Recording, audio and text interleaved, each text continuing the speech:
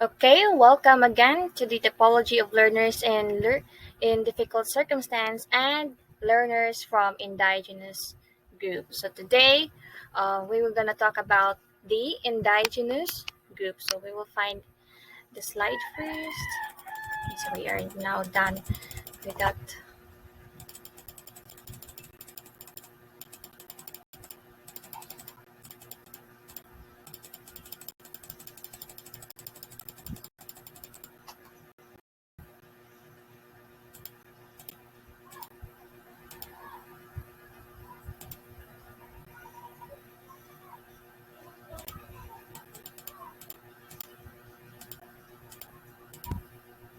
Okay, so learners from indigenous groups. So this presentation is brought to you by yours truly and Miss Maristela Sotomayor. Okay, so again, we are now down with the learners from Indigenous group. And at the end of the lesson, you would be able to obtain what the learning outcomes state in this slide. Okay, so Indigenous people tend to have less access to proper and quality education. They are usually left behind as the world continues to evolve to its peak. And you know, guys, their education often does not incorporate with the curricula and teaching methods that recognize their communities, histories, cultures, pedagogies, and traditional knowledge. I know every one of you or every one of us here already knows when we talk about indigenous or indigenous people or indigenous learner. Talking about an international perspective, according to the United Nations, indigenous people make up approximately 5% of the world's population, but account for 15% of this um, considered as the poorest. They represent 5,000 different cultures and speak a majority of an estimated 7,000 languages worldwide. And 40% of these are at risk of disappearing, which jeopardizes the cultures and knowledge systems to which they belong. The expert mechanism on the rights of indigenous people states that quality education for indigenous people means education that is well resourced, culturally sensitive, respectful for heritage, and that takes into account of their history, cultural security, integrity, encompasses human rights, community, and individual development. This has unfortunately rarely been the case. Education policies and systems have often been used as a means to assimilate indigenous people into broader society at the risk of destroying their culture, their languages, their identity, and rights. Policies and curricula were rarely developed with indigenous people's participation or consent. And that is why it has been so hard for indigenous people to fight for their right to education because they have so many barriers whenever they have taken the decision to take a further step toward a proper education. So what can be done? Okay, so what can be done to improve education outcomes for indigenous people? A recent World Bank publication on equity and inclusion in education in World Bank projects calls for identifying and dismantling exclusionary practices towards indigenous people. It also provides examples of initiatives, including some from World Bank projects that have taken into account the needs and aspirations of indigenous people.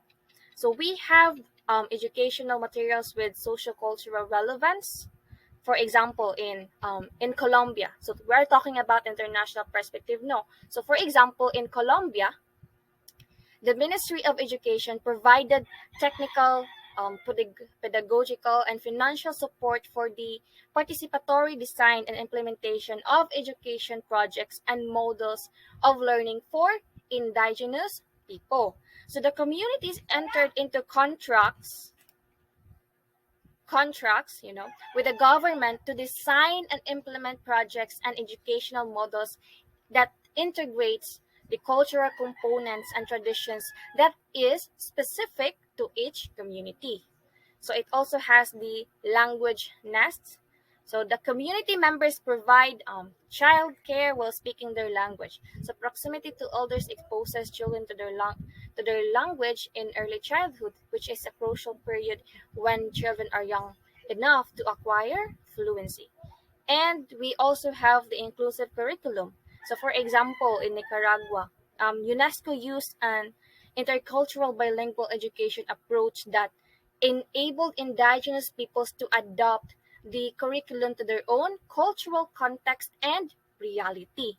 So the project worked with the Mayangna experts, the community members, and the Ministry of Education to develop classroom materials in their own language and teach their knowledge of the environment while also building social and cultural capital in Mayangna communities. So it has been detected that the early results have been positive.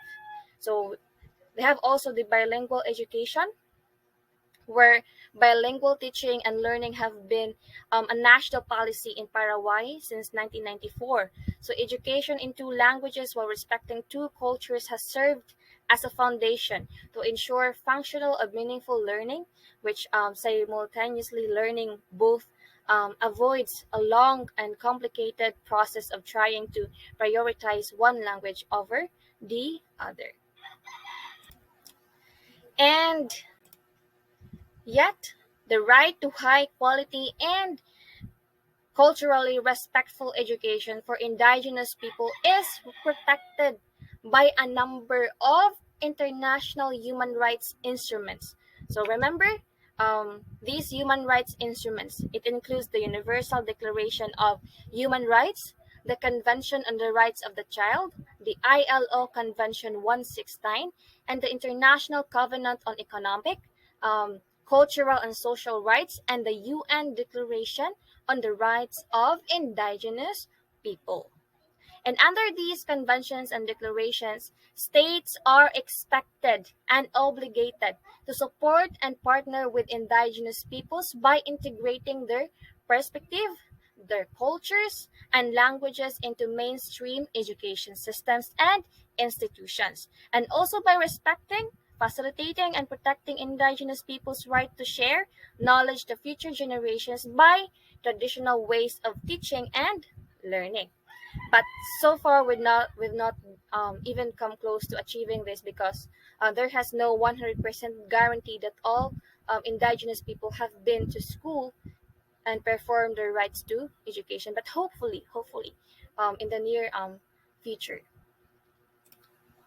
Okay, so let's move to the Philippines perspective. So in the Philippines, the Department of Education is serving 2.529 million IP learners in 42,176 public schools around the Philippines in the first decade of the Indigenous Peoples Education or IPED program. So that is according to the agency's Indigenous Peoples Education Office or IPCO. So through DepEd Order 62 series of 2011, the National Indigenous Peoples Education Policy Framework, which was formulated after several consultation sessions with the IP leaders and elders of the department, officially commenced the institutionalization of the IP education program in 2011. So the policy adopts a rights based approach and directs the implementation of an education that is anchored on the social and cultural context of the IP learners. So regarding education, the IP is among of those with the lowest literacy rate. Yes, and it is a challenge to serve their needs in remote areas and standard education programs, which is considering to fail their cultures, their languages, and current realities. So, in an attempt to respond to these challenges, the Department of Education in the Philippines has recently adopted the Indigenous Peoples Curriculum Education Framework as a guide for IP educators in developing the culturally appropriate and responsive curricula, lesson plans, instructional materials, and teaching methods to the IP learners. So in the present times, despite the extreme impact, of the pandemic, of the COVID-19 pandemic on the IP communities, the enrollment of IP learners in public school for the school year 2020 to 2021 reached 98.49%, um, from the 83% initial figure in September 2020. So some of the continuing initiatives for IP learners to experience culture responsive education are the contextualization of lesson plans, the use of the local language for teaching, and having elders as teachers and mentors using the ancestral domain as classroom, establishing the iPad senior high school, hiring more teachers who know the knowledge and the culture of a certain community, and delivering more facilities to the IP learners. So furthermore, DepEd plans to support a long-term community development plan through education initiatives that can promote responsive and pandemic-relevant indigenous community knowledge, like indigenous farming and health systems, through the rural farm schools, senior high school offerings, and similar initiatives for the IP learners. So the iPad program also seeks to align with the call of the UNESCO that all curricula are to have education for sustainable development at its core by 2025. Now, to identify who are those people. So we've been talking on sa maning mga indigenous people. Unsa man gyud sakto nga definition aning indigenous people, or when we say what is indigenous people, what is the correct definition of them? So to identify who are those people considered as indigenous, um, the following is the legal definitions about them. So who are the IPs in the Philippines? Indigenous people are commonly referred to as the Katutubo. The legal definition is provided by the Republic Act number 8371, or otherwise known as the Indigenous People Rights Act of 1997. So in the Chapter 2, Section 3 of RA 8371, it refers to the IPs as synonymous with Indigenous Cultural Communities, or ICC, and defines them as having the following qualifications. So let us read. First, it is the group of people or homogeneous societies identified by self-ascription and ascription by others who have continuously lived as an organized community on communally bounded and defined territory. Second, those who have under claims of ownership since time immemorial, occupied, possessed, and utilized such territories, sharing common bands of language, customs, traditions, and other distinctive cultural traits. Third, those who have, through resistance to political, social, and cultural inroads of colonization, non-indigenous religions and cultures, become historically differentiated from the majority of Filipinos.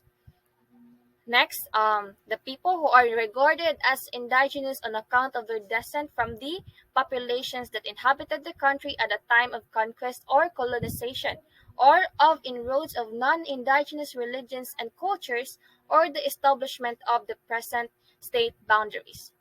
Next is the people who retain some or all of their own social, economic, cultural, and political institutions, and people who may have been displaced from their traditional domains or who may have resettled outside their ancestral domains. And to further discuss the educational system of indigenous people and their barriers to education and some examples of successful indigenous learners, I give the floor to Ms. Maristela Sotomayor, my partner for today's discussion. Thank you.